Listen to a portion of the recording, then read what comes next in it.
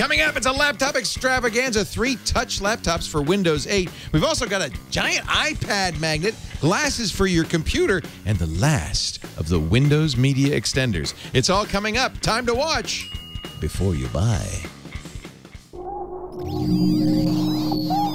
Netcasts you love. From people you trust. This is Twit. Bandwidth for Before You Buy is brought to you by CashFly at CACHEFLY.com.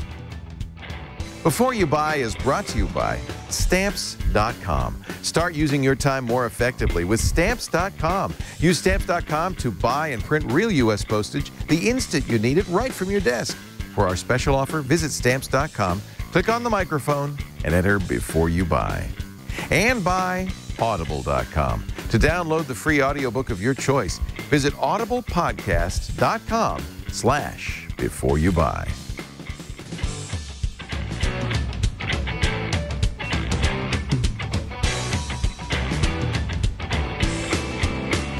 Hello and welcome to Before You Buy. This is Twit's product review show where we get all the great products, we bring them in-house, and then we parcel them out to our various staff members. In some cases, like about what you're about to see, even interns. So everybody gets a chance to look at products.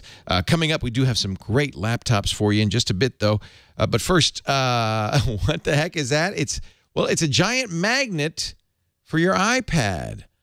Mario Delchini, one of our interns, reviewed it. Mario? I'm Mario Delchini, and I'm reviewing the I/O stand by I/O Mounts. It's a fairly decent product.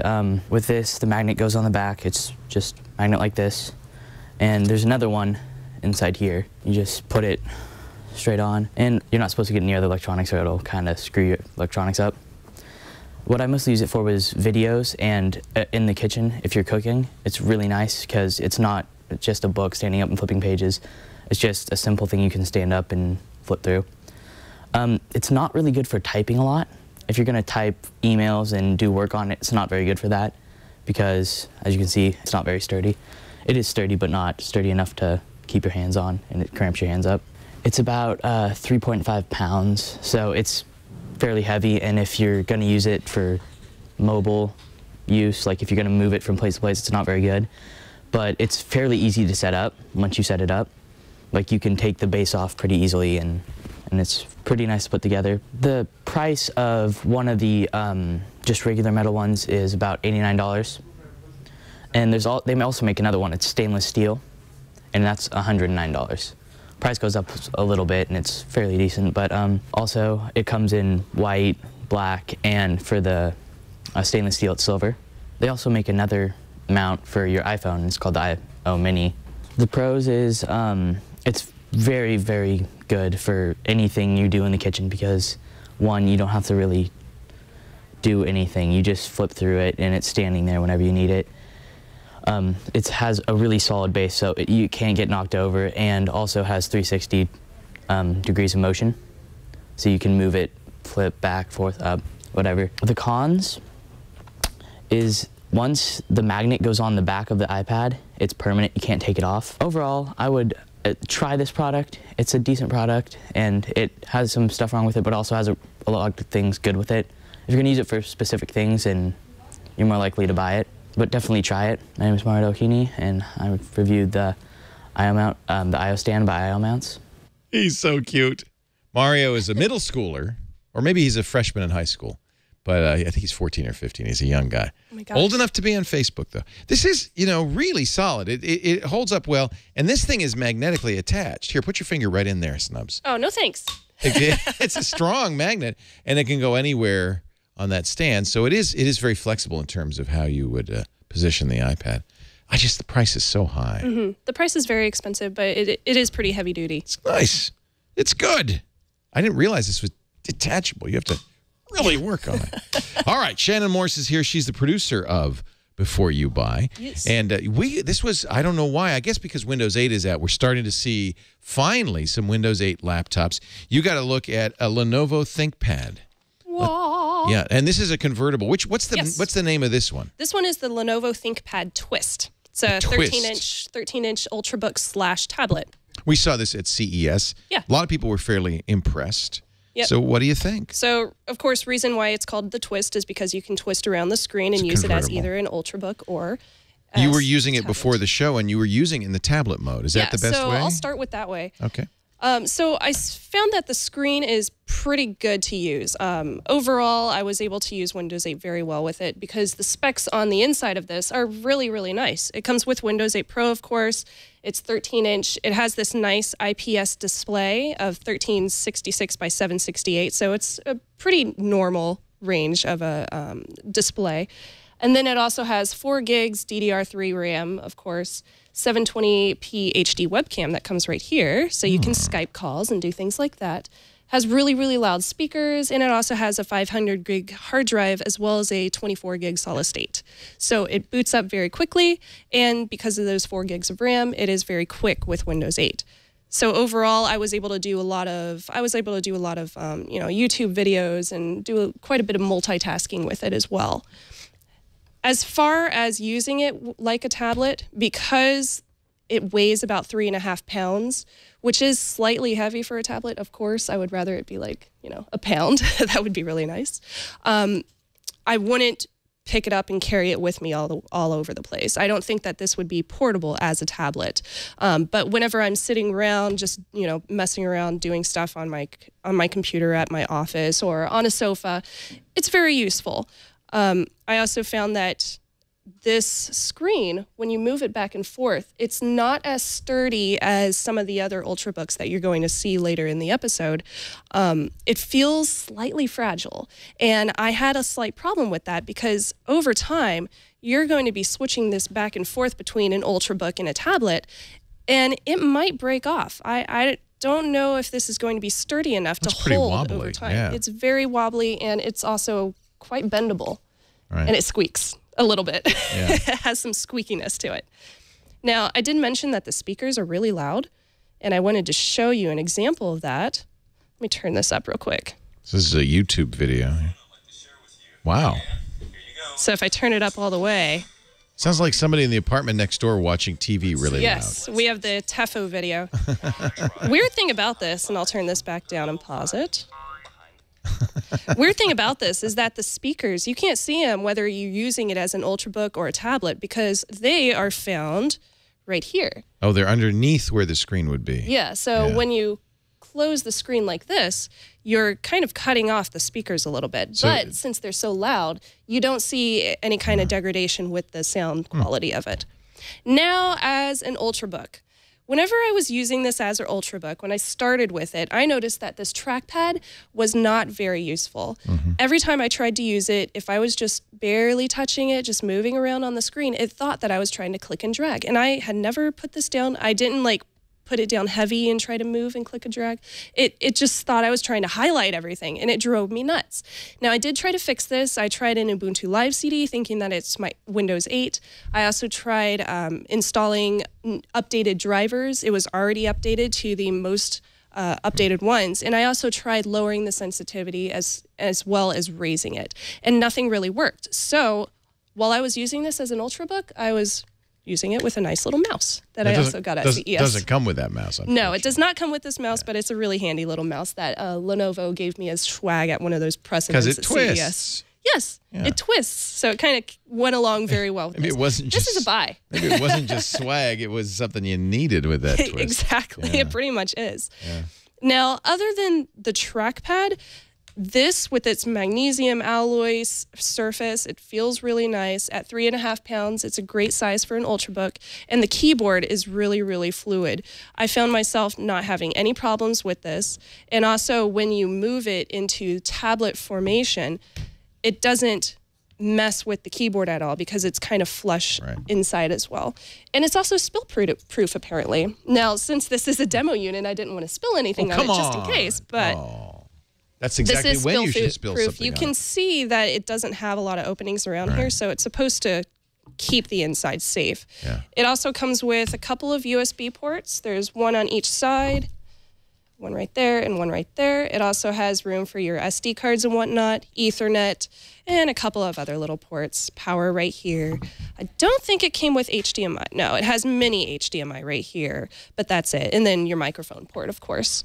The battery lasts pretty well. I found myself running this all day with no problems with the battery. I think it about died when I got home from work. So all day with productivity, just fine. And this little knob right here was very useful to use as an extra little mouse to move around when I was using the keyboard, and I felt lazy. That little touch, what do they call it? A touchpad, touch point? Touch knob. I call it the nipple. It's the little thing in the that Lenovo Thinkpad. Yeah, that's basically what it is. Yeah. This one, starting off, they are $829, so they are less than $1,000 to purchase one. They come with i3, i5s, and i7s, and of course they go up in price. The i7s being around $1,000 to $1,099. So not very expensive. Really, really good price points. And yes, they are USB 3.0 SYSRQ.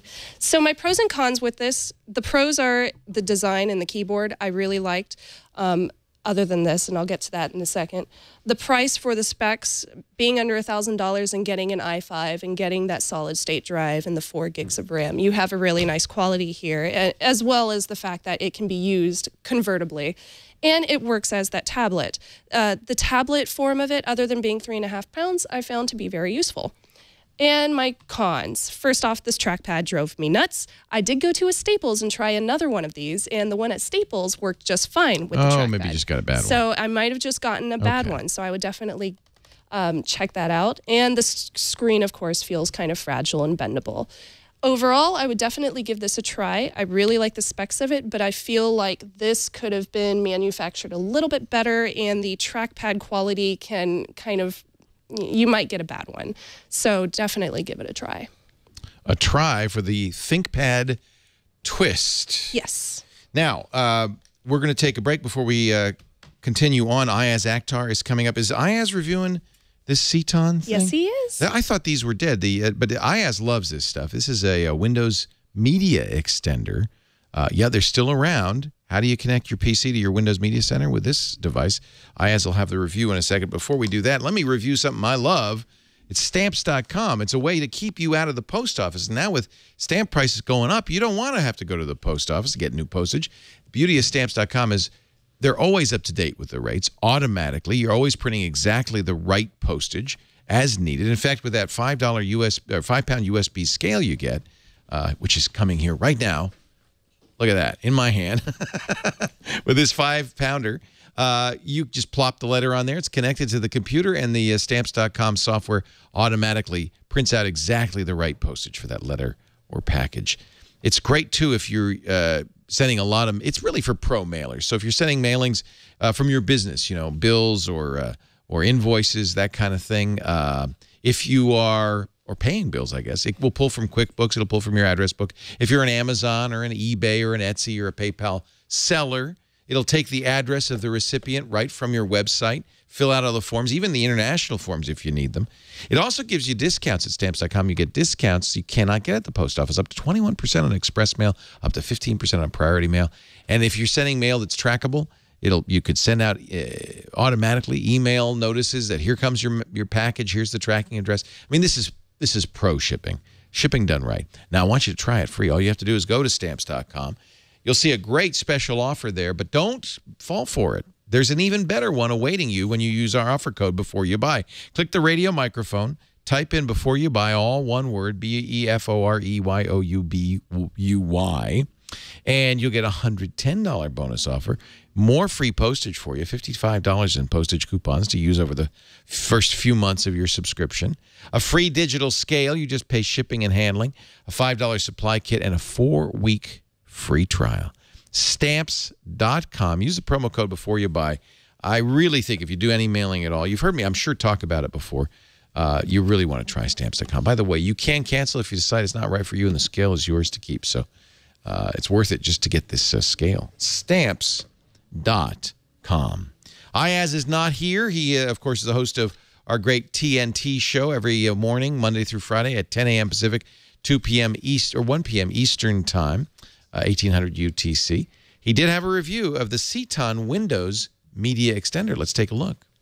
I'm Isaac with Twit, and I'm reviewing the Seaton Echo Media Center Extender. That's a mouthful, but here it is. This is the little device that connects to your television, and what it lets you do is it lets you access pretty much everything on your media center, but using this box. You don't have to have a computer attached to your TV. So let's show you how it works. The Seaton Echo comes with this remote, which is frankly a terrible remote, I gotta say. The buttons are hard to press, they're too small, I think the targets are lousy, but you can probably replace it with a universal if you want, because I really don't like this remote. But let's show you how the actual device works. I'm gonna hit the big green button, as you normally with a media center, and you can see the interface is exactly the same as you would see on a media center. Now, my media center is a bit customized, so it actually has my plugins like Hulu available and this movie library. These don't actually work on this, but that's because it's my weird system. So what this is really good at is you can go through your video library, like my video library, and I can watch anything that's on my media center on this device. So if you had a setup with a media center in the middle of your house, you can put these extenders pretty much anywhere you want. So let's put on some video. So you can see the interface is actually quite responsive, although I did notice that it's a bit choppy compared to the animations that are available on my media center PC. Now, video playback, sometimes it does that. I've seen some stuttering video playback when it starts, although it seems to pick up just fine. So in this test, as you're seeing, the video playback looks like it's getting a little choppy. I'm not really sure why that's happening. I've had this every now and then, so I'm not sure what's going on there. Gonna go back to the green button, and if I want to watch live television, which is something you can do with Media Center, it does a pretty good job at that. As you're used to, you can probably do play, pause, all kinds of things, or you can rewind, just like you would if you had your Media Center directly attached to your TV. So you can see sometimes it acts a little bit buggy. The video playback seems to be really good on live television. Recorded television played back really well. Some of my 8264 videos, not so great. If you've done any customization to your Media Center, don't expect the Media Center extender to be able to handle all that. Just because my computer can play an MKV doesn't mean that can. But as an extender, it's very good because you can access pretty much everything you normally could on a Media Center. Yeah, so if you've customized your Media Center like I did and I tried Hulu just there, it might power off the machine. So it's not necessarily for the nerd like me. If you know what a Media Center is, you know what this is. The Seaton Echo is a very particular device. To actually use it to its full capabilities, you have to have a Media Center PC on your network, and then you get this device so then you can access the same content. The Seaton Echo setup was really easy. Once I put it on the wired network, there's no wireless option on the actual box, my Media Center was able to find it very easily. All I had to do was put in an 8-number pin and the devices were paired. Okay, for the pros, the device is really small and it's very responsive. When I was using it as a DVR, it worked very well. The setup was really easy and live and pre-recorded television looked great. On the cons, I gotta say that the interface looks a little choppy compared to an actual Media Center. There's a lack of file support, so if you have customized things like I have, you're not gonna be watching everything you have on your Media Center. You're gonna be watching some of the things on your Media Center, and this remote is just awful. This is a terrible remote. I don't know if they should have even included this thing. So, is it a try, buy, or don't buy? It's definitely a try if you use Media Center without customizing it. If you're me and you customize the heck out of it, it's a don't buy. I'm Isaac with Twit, and that was the Seaton Echo. That's an awful lot to pay for something that crashes a lot, has a crappy remote, and doesn't handle customizations. Yes, it is. You may have said try Ayaz. I'm going to say probably not worth it. Hey, let's walk on over because thank you, Shannon, by the way. Bye, Leo. Shannon Morse, our show producer. I'm going to walk over here. Look, there's no one there. There's no one there. That's because I'm walking all the way over here to say hi to Chad and to Father Robert Ballister because we've got some more reviews. We've got so many reviews on this show today. It took 2 sets to fill it up. Hi, Chad. Hey. Chad Johnson, our producer for Twit, Mac Break Weekly, This Week in Google, and Father Robert Ballister, the host of This Week in Enterprise Tech. Okay, which one of you wants to go first? All right. Scissors beats paper. Robert Ballister. Robert goes first. Robert, you brought this to Twit a couple of weeks ago, and I thought it was beautiful. It's a brand new Ultrabook from Acer. Tell us all about it. So this is the Acer S7. It's the newest flagship in their Ultrabook series. And of course, it's a Windows 8 touchscreen, so it does all the touchscreen goodness, 10 points of multi-touch touchscreen goodness. It's decently powered. It's got an i7 CPU, 4 gigabytes of memory, a 256 gigabyte SSD. So they're doing many things right in the specs, including, and you know, this is one of those things that Mac fans are going to love, they're not copying a MacBook. Unlike the S3, which was my previous favorite Ultrabook, which really was a copy of a MacBook Air, this is entirely different styling. Yes, it uses an aluminum unibody, but it's got a Gorilla Glass lid, which, you know, I have not seen on a laptop before. It's incredibly durable. It's incredibly thin. Just a nice machine to work with. I'm Father Robert Balacer, the digital Jesuit, host of Twiit, This Week in Enterprise Tech on the Twit Network.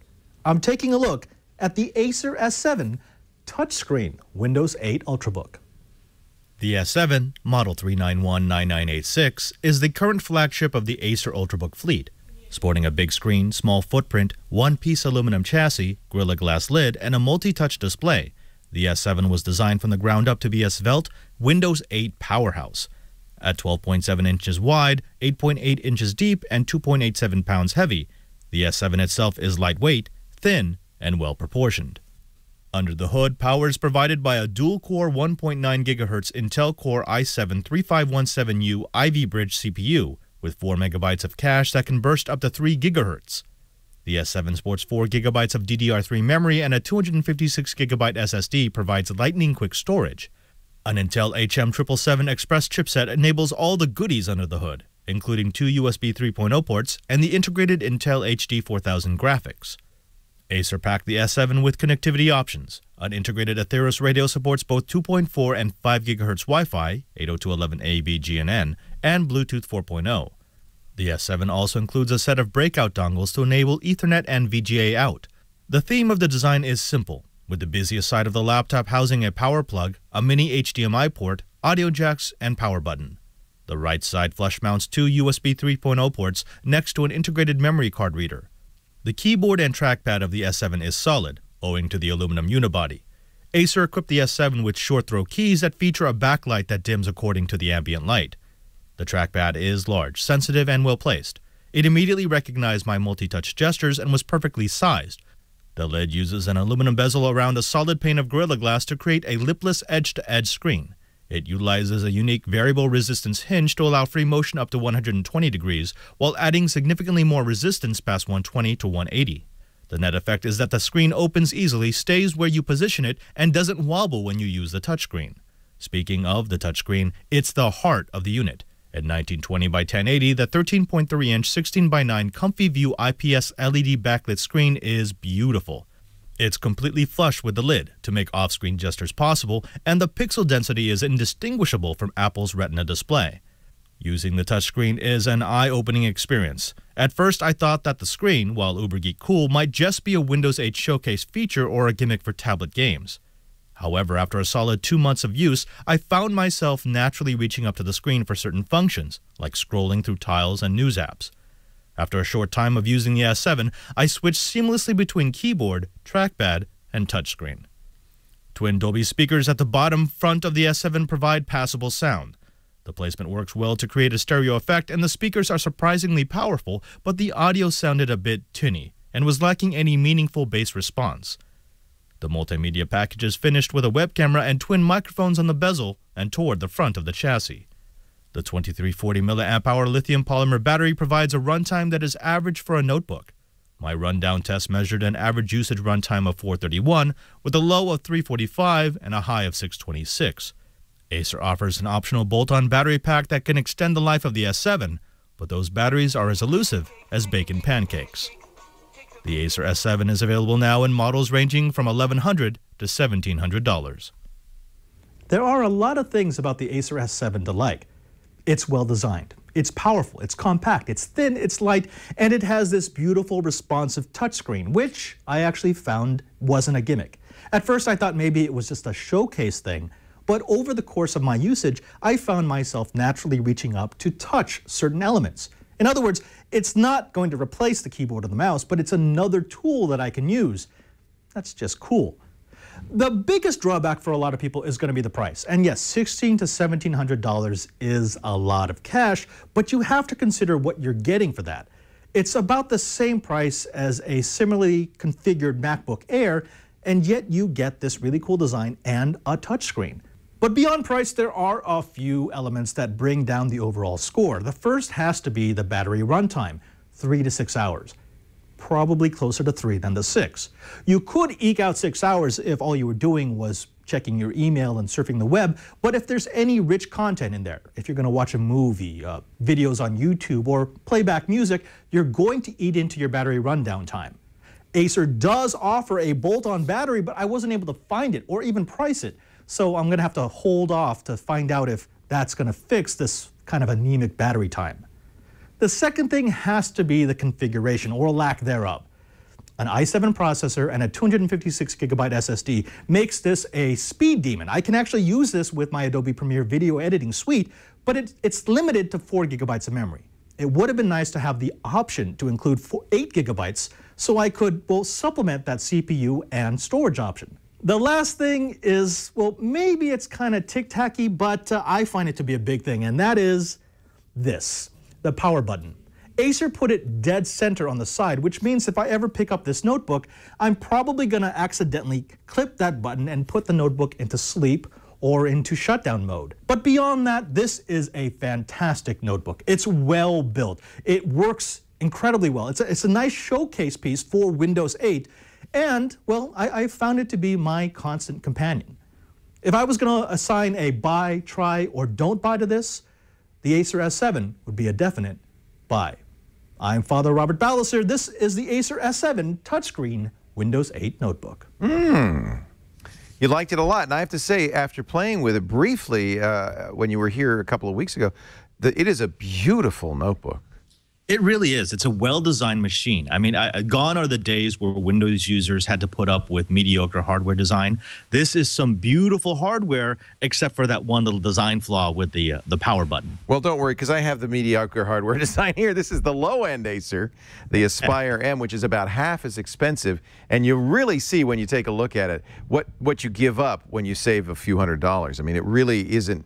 You know, in a lot of the areas that you really liked your Acer, I don't like this Acer. But if you need to save money, it might be a good choice. That's coming up in a minute. Thank you, Robert Balliser. Father Robert hosts our show This Week in Enterprise Tech every Monday at noon Pacific, 3 p.m. Eastern Time, 2000 UTC on twit.tv, and we love having you. We're really enjoying it. I understand you were at the inauguration because you're based in D.C., right? I am. Actually, I was about 30 yards away from the president, right underneath a crazy man who had climbed up a tree and was yelling all during the inauguration. That's it was nice. You had a good seat of both the inauguration and the crazy guy. Absolutely. That's great. Thank you, Robert, and we'll see you real soon, I hope. Always a pleasure. Always a pleasure. Father Robert Balliser. Coming up in just a little bit, somebody in the chat room is smart. He said, are those Gunnar glasses OMG Chad is wearing? Yes, they are, and he's going to review them. Aren't they good looking? Here's a guy wearing glasses he doesn't even need. We'll find out why. Them, but I want them. Coming up in just a bit. Well, you don't need glasses if you're listening to audiobooks. You know, you don't have to read audiobooks from audible.com. Go in direct, it's a direct feed into your brain of great literature. We did a count this morning, 124,000 titles now on Audible. Not just books, by the way. Comedy performances, radio shows, old-time stuff. There's all sorts of stuff at audible.com. It's an audio feast, a smorgasbord for your ears. And I've got a free book just waiting for you at audible.com. I'm sorry, audiblepodcast.com/beforeyoubuy. Now, here's the deal. If you go there right now, you'll be signing up for the Gold plan. That's a book a month. First month's free. First buck is free. Cancel at any time. You don't have to pay anything if you don't want to. And the book is yours to keep forever. The real challenge is what to read. I see Life of Pi there. What a great book. Did you love that movie? Hunger Games. Have you read the book? If you saw the movie, you got to read the book. No Easy Day, the first-hand account of the mission that killed Osama bin Laden. It was part of the resource material for Zero Dark 30, and it's an amazing book. Game of Thrones is coming back in March. Book 3 is Storm of Swords. If you haven't read the first 2 books of a Book of Song on Fire. You got to read those. You see the problem here? I can't just choose one. Choose one, get started, and I guarantee you'll be back for more. It is the best way to read. I do it in the car, in the gym, when I'm cleaning the house, when I'm walking the dog. In fact, it's hard for me not to constantly listen to audiobooks on Audible. And there you go. There's the Audible application on Android. There's also an iPhone and a Windows Phone version, even a Windows 8 version. It lets you listen, lets you download any book from your library. You listen to 1984. That's a good book. Yeah, I like that book. Yeah. And then today I just got Name of the Name of the Wind. Yeah, Patrick Rothfuss is, I'm on book 2 of the King Killer Chronicles. I went ahead and got it. It's like 100 hours worth of great stuff. Trey Ratcliffe's favorite book. You see how much great stuff we have? Yeah. audiblepodcast.com/beforeyoubuy. I'm afraid we're making it like confusing, like there's too many good books. There are so many. Pick one, and you're going to love it. You don't even have a commute, and you still listen to Audible. No. And sometimes I feel silly. Even though I shouldn't, I will just sit in my living room, just with headphones in, just listening to a book. Because you would do the same thing if you were reading a book. Just like reading. You just sit in your living room reading a book. There's something about listening that is different from reading because you're a little more passive. You can relax. It's kind of like being in a movie. Yeah. And it kind of plays in your head. Yeah. And I tell you, I see all the scenes. Absolutely.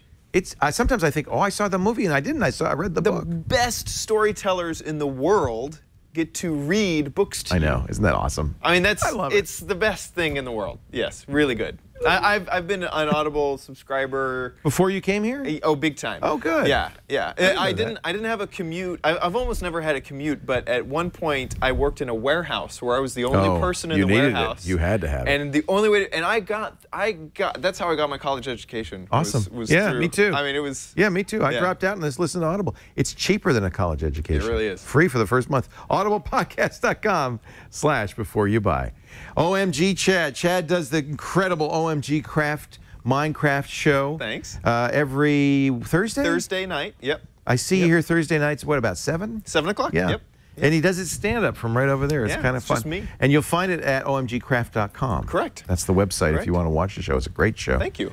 He also produces all the big shows on Twit, and we're really happy to have him here. Now, these Gunnar glasses. Yeah. We're at CES. Is that where you found them? Or? They've actually been around for a while. They've been around, I think, since 2006. They have. In fact, didn't they have a big concert like at CES? They had a big party. Right. They're doing okay. Right. They're doing pretty good. And so these are not spectacles that you would wear because of your bad eyesight. Exactly. Well, I have I think 20/20 vision. You don't need glasses. I've never needed glasses. And so what these glasses would be used for is to reduce eye strain when you're looking at a monitor. And I even tested them just around the house to see if they could help out with just eye strain. They're slightly magnifying, not a lot, not so as you'd notice. Right. And they're slightly tinted to reduce the glare that you get from screens. Right. So this series that I'm wearing right now, this is the amber tinted series. So you can see as I move it around my face. Slightly yellow. Yeah, slightly yellowed. Yeah. And so this yellow amber tinting is to reduce the blue tint that you get from computer screens. You'd be using these glasses when you're looking to warm them up a little bit. Exactly. Yeah. And then to increase the contrast between black text and white background so that your eyes, it gives a more mellow look to your eyes to reduce a little bit of strain. They claim on their website, if you just go to the next panel or next 2 panels, that it enhances detail. That's because it's slightly magnified, I think. I guess. If you look at somebody wearing them, their eyes are just a little bigger. A little off. And that's because it's slightly magnified. And I think you do want that. It makes the text a little bit easier to read. You can sort of see the edge. It's kind of like your reading glasses. A little bit, yeah. And so this is the amber series. They also have a crystalline series. It's clear. Which are clear. So if you have a job that requires you to worry about color reproduction or anything that's right. like That's a good point. If you're a photographer, you don't want amber. Exactly. Yeah, exactly. Yeah. And we're doing video editing. I'm worrying about white balance. If I'm worrying about white balance, I could either take them off and look at the screen, or I can keep them on my head. So you don't get the benefits of the amber tinting with the blue tint reduction, and also for people who work in companies that have artificial lighting, they've said that this amber tinting is supposed to help reduce reduce that strain on your eyes as fluorescents well. are slightly green and they flicker. It would be nice. It's not So, like natural light at all. Did you find, you are staring at a screen all day, did you find it reduced eye strain? I did. Really? I did. And so that's the differences between the crystalline and the amber line. But things that the whole series will do is that they have curved lenses. So actually, if I could grab someone who has slightly curved. Yeah, does someone have actual glasses? If you could come hand them to me. We're going to compare Snub's glasses. Snub's, is that thing? She's now Oh, blind. now she's blind. Oh, there we go. So if you look, these are a little bit curved, and these are what normal glasses look like, Look and at they're that. flat. So this curved glasses design will keep the lenses close to your eyes to reduce moisture, or to enhance moisture. So the idea, they kind of hold it in. They hold it back, and they even have a video on their website of them putting a moisture calibrator here and one there, and you can tell. Really? It makes a difference? And it actually does make a Wow. difference. My eyes were less scratchy. You get sort of that scratchy sort of feeling after a while of staring at a screen. So that's one benefit. Also, this is, and so you might think, well, if I can just go pick up some curved sunglasses. Well, these are actual optical quality glass. Right. So you don't have to worry about getting scratches because they have like scratch resistant and it's actual glass. There's also a glare reducing coating. So if you're looking at a screen that has some glare from here, let me give you back your glasses so you can move around so glare reducing coating. And I would say that it really does reduce eye strain, even with the less tinted glasses. Now, how about style? Those look good, but do they have other frame styles? They have bunches and bunches of frame styles. I'm sorry, I don't know why this is making noise. It sounds like there's a swamp in your I don't know your why laptop. Somehow, for some reason, this laptop decided to make noise. All right, continue on. No problem. Tons of styles. So the price ranges, they go from around $80, $79 to $99 for these normal yellow tinted or clear tinted glasses.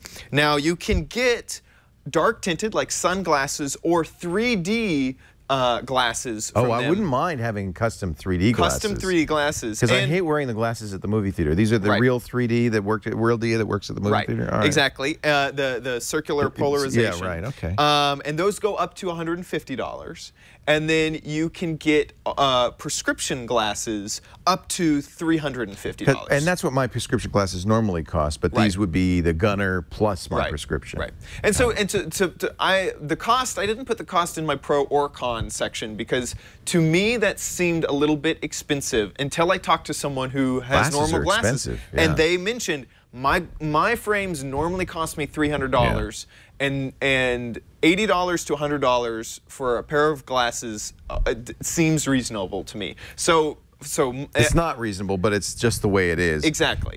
Because there is a monopoly that controls the manufacture of optical glasses in the United States, and they've really rigged it. Exactly. However, that's how much it costs, so we're used to paying it. Right. So I'm going to leave the price. If you're someone who can afford these, then you're someone who can afford these. I'm not going to touch on the price again. Okay.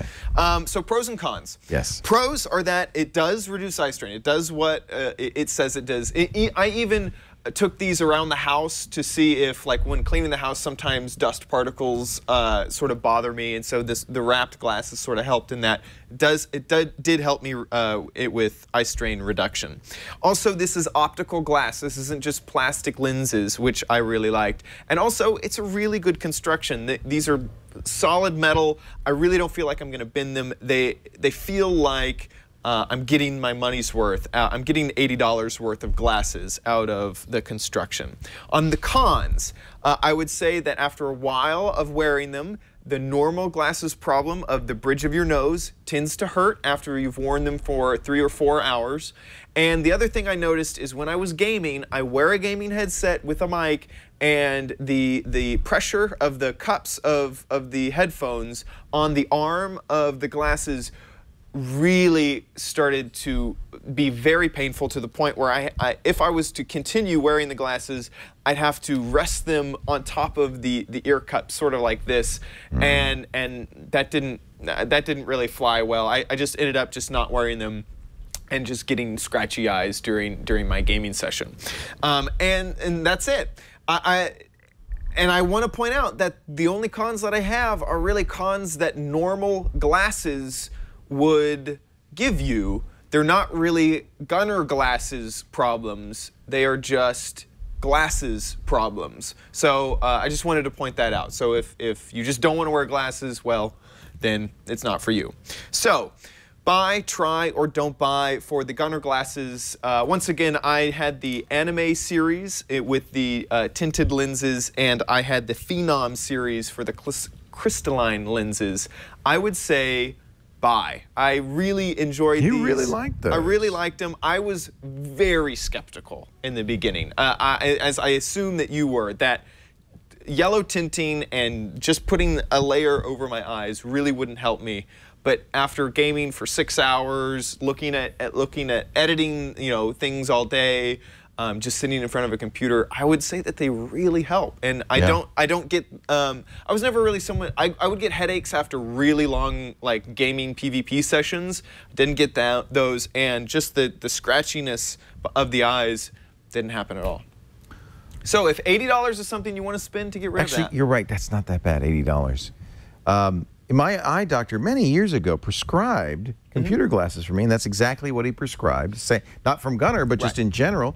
And I'm just too lazy to wear them. But I could see why you would like them. Thank you, Chad. Chad Johnson. He is the host at OMG Craft every Thursday, 7 p.m. Pacific, 10 p.m. Eastern on Twit. There it is. Oh, there it is. Twit.tv. We covered potions last episode. Potions. Potions. Awesome. Awesome. So I've got the last product of the day today is another Acer laptop, and this is kind of their lower end line. This is an Acer Aspire M. It is a Windows 8 laptop, no fancy dancy swooping convertible screen. It's really pretty much like a basic laptop. They call it an Ultrabook, but it is a little different. 3.3 pounds, so it's a little heavy for an Ultrabook. It also has a built-in DVD player and reader. Physical media. And writer. Wow. Physical media, which makes it, in my mind, not quite an Ultrabook. And of course, it has to be a little bit thicker. And if you compare this to the Acer that Father Robert was reviewing, you'll see it's considerably thicker.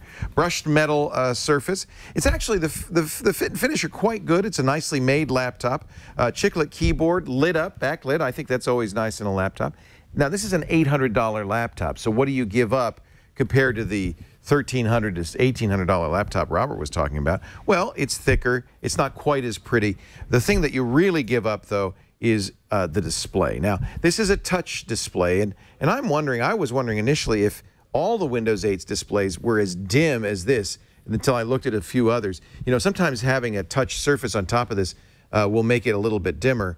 But in fact, is that at full brightness? It's at full brightness. It is not a great display. It's a 1366 by 768 14-inch display, so it's not super high resolution. The brightness is not great on this thing. It is responsive. It's an i5 in here, running at 1.7 gigahertz. They've done what all three of our notebooks today do, and they take advantage of an Intel process that speeds things up by having a small, in this case, 20 gigabyte SSD drive attached to a larger spinning drive. This has a 500 gigabyte drive. So more storage than you got on Father Robert's, but the slower speed of the spinning drive really slows down the computer overall. This one also is kind of interesting. Father Robert's had 4 gigabytes. This comes with 6 gigabytes of RAM standards. I've never heard of 6 before, and you can't put more in. That's it. It is a 64-bit operating system, so I guess it uses all 6. Some of that RAM will go to the video display because it does use the HD 4000 Intel built-in motherboard video on this, and that uses RAM for memory. So I guess maybe that's why they put 6 gigs. 4.4 pounds. It does have 2 USB 3 ports. It has a full-size HDMI port. You'll find all the ports on the back because, of course, the CD tray or the DVD tray takes up most of the space. Full Ethernet port and an SD card slot. Unlike Robert, who didn't like the switch on the side because it was too easy to turn it off, the switch is actually a little hard to find. I haven't seen a switch on the front in a long time. That's where the on-off power switch is on this. It's not a speed demon, only about 5 hours of battery life. It's really kind of a mid-range, pretty typical laptop. And at $800, it's probably the kind of laptop you would buy, as a basic new laptop. But because it's Windows 8, It does have multi-touch support for the display. So on the Pro side, it is inexpensive at $800. It has a DVD player. It doesn't come with DVD movie software. You'd have to add that. It does come with quite a bit of other crapware. I'm a little disappointed about that. And it's not Blu-ray. It is not Blu-ray. It's just pure DVD read-write. 5 hours of battery life, and it does have Dolby Home Theater professionally tuned audio. At least that's what they say. And yeah, the audio sounded pretty good. It's got decent audio coming out of, you know, what is normally, laptop speakers are not normally super big, so that's not bad. The con, the screen just not bright, difficult to see at an angle. It's definitely not an IPS. Well, maybe it is an IPS display. It doesn't look like it to me. There is no swivel or convertibility. It's just plain old laptop. It does have quite a bit of crapware on it. McAfee antivirus kept saying, "You sure you don't want to update? I just got this out of the box. I don't want to update. You sure you don't want to update? Your 3-month trial is over. You sure? You sure? There are viruses out there. And kind of uninspiring performance. Another con on this. So as far as try, buy, don't buy, I would say it's a don't buy unless you're in the market for a budget Windows 8 laptop. I hate to say $800 is budget, but really you get what you pay for, and that screen. And the screen is just not good. I thought it was the video is actually doing it better justice than my eyes are. It looks. Well, you're wearing those silly Gunnar glasses. You Here should we probably. go. No, I'm just kidding. Whoa! Oh, everything's so bright. Everything is, yeah. Ugh. You know, Where's I the thought, detail? and I've seen this certainly in tablets, that when you put a layer of touch sensitivity on top of it, sometimes that makes it worse. But then I've been seeing some very nice touch laptops that don't seem to have that problem. I think they went with just a less expensive panel. And I have to say, 1366 by 768 is not a very high resolution in a 14-inch. I'd like to see higher resolution. So I'm sorry to say, don't buy. It's, you know, it's not a bad notebook. It's just an uninspiring notebook, kind of a middle of the line, and I guess that's why the Acer Aspire M, the M stands for just kind of middle of the road. Mediocre. Well, maybe. Mobile mediocrity. Something like that. Hey, thanks to everybody. Boy, we had a jam-packed show today. Thanks to Mario Delchini, our intern, who did a great job. He was very nervous. Nice job, Mario. Shannon Morse, to Ayaz Akhtar, Father Robert Balliser, Chad Johnson. I'm Leo Laporte. We really appreciate you watching. We do Before You Buy every Tuesday afternoon, about 4 p.m. Eastern, 7 p.m. Pacific time. Let's see if I do my math right. That's about 1 in the morning UTC. You can watch live. We'd love it if you did, but if you don't worry. We make all of our reviews available online in a couple of formats. You can always go to our Before You Buy YouTube page. That's youtube.com/beforeyoubuy, and download individual reviews of any of these products, or watch the whole show. It's available at twit.tv and wherever better podcasts are aggregated, including, of course, iTunes. I'm Leo Laporte. Thanks for watching. Remember, you gotta watch before you buy. See you later.